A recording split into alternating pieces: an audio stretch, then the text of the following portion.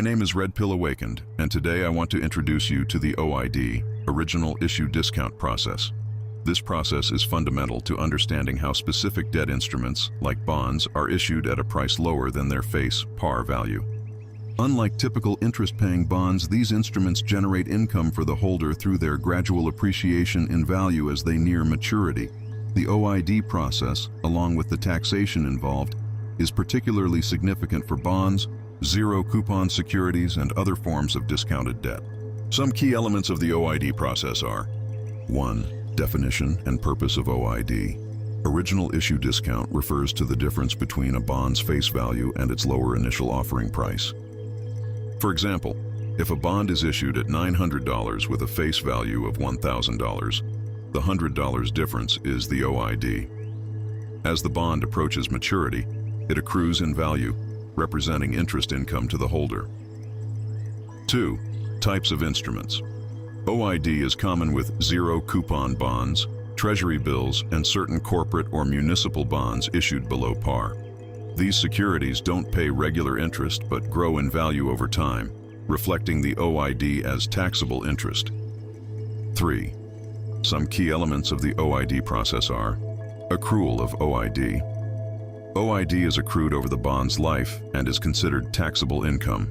The IRS requires holders to report and pay tax on the OID accrued each year, even though they don't receive payments until maturity.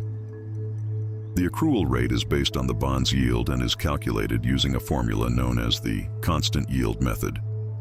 This spreads the OID over the life of the bond, providing a uniform accrual rate. 4. OID reporting. Form 1099. OID. Issuers are required to report OID income to both the investor and the IRS each year using Form 1099 OID.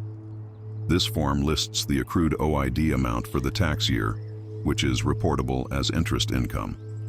Holders' responsibility. Investors report this OID income on their tax returns annually. They must include the interest from the 1099 OID, even if they don't receive a cash payment from the bond during the year. 5. OID on Treasury securities. Treasury bills and Treasury inflation-protected securities, or TIPS, issued at a discount also involve OID. However, the accrual rules can vary depending on the type of Treasury security, as some TIPS adjust based on inflation, which affects the OID calculation. 6. Amortization of bond premium. If a bondholder acquires the bond at a premium, above par value, the bond premium is amortized over the life of the bond, reducing the taxable interest income each year. This is essentially the inverse of OID accrual. Tax implications and related statutes. 1. Taxation of OID. According to the Internal Revenue Code, IRC Section 1272, OID must be included as income each year. This requirement is known as phantom income, as investors are taxed on the OID even though they receive no periodic interest payments. 2. Regulations and compliance. The Tax Reform Act of 1986 brought stricter regulations around OID, establishing that all OID on debt instruments must be accrued and taxed as interest income. IRS Publication 1212 provides guidance for calculating and reporting OID, listing the OID amounts for specific publicly traded securities each year, making compliance easier for individual taxpayers. 3. Reporting OID in different tax situations. For Treasury securities. If the OID arises from Treasury securities, it may be exempt from state and local taxes, although federal taxes still apply.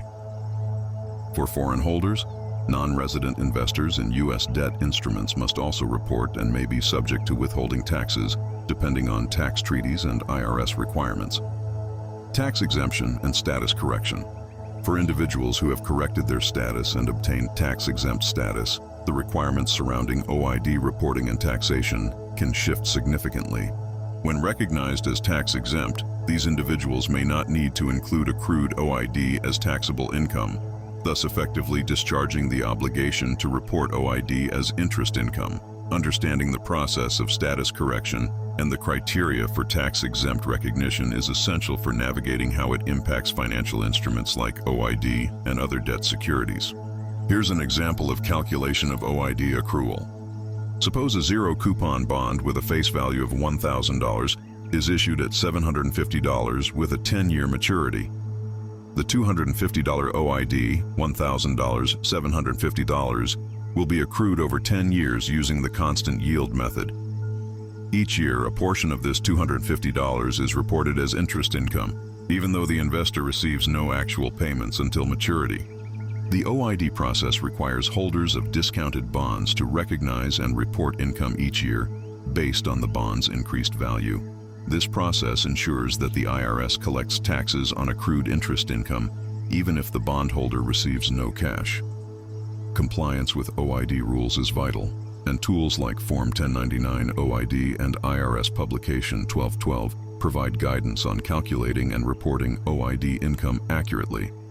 In conclusion, understanding the OID process is essential for recognizing how debt instruments issued below par provide value through accrual over time.